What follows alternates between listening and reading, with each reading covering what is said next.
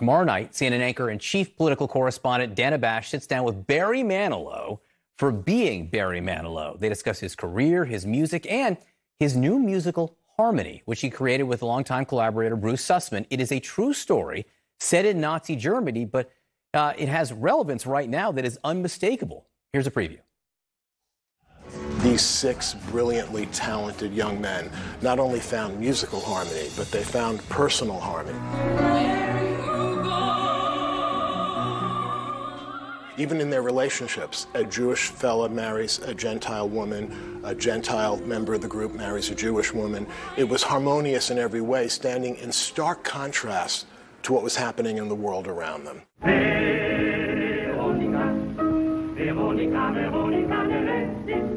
We don't know them in America, but they were so famous that the story is even weirder because what happened to them, they just disappeared. All their records were destroyed. All their movies, 12 movies, were burned. They just annihilated them after being so tremendously popular around the world.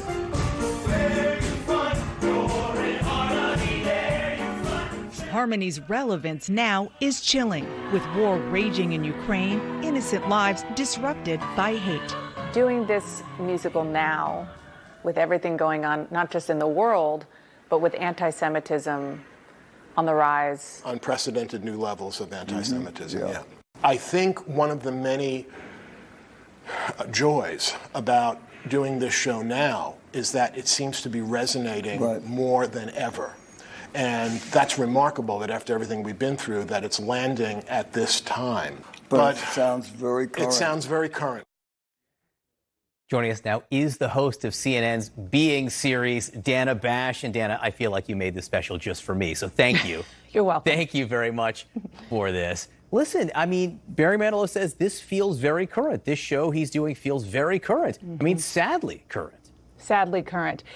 You know, I was able to see the show. It is currently in New York. The premiere was this week, and there's this. I mean, there are lots of moments where you're watching and you feel all the feels, but it connects to today. There was a character named Rabbi, one of the 6 harmonists, and he just plaintively belts out the question, why? And as he's doing it, as that character is doing it, you can feel in the audience, John, not just transporting back to Nazi Germany, but also what is happening right now. Why? Why does such evil take hold? Especially given the fact that it is just wanton power that was happening back then and is happening in Ukraine right now. Now, the show just opened on Broadway. Sadly, Barry Manilow couldn't be there for the opening because he's sick again. How's he doing? He's doing well. He's doing well. He feels okay. He was devastated. He put out a statement, devastated that he couldn't be there. But he has been there every step of the way. He, with his writing partner, Bruce Sussman, he's been there for the previews. He was, as you saw in that clip, he was there for rehearsals.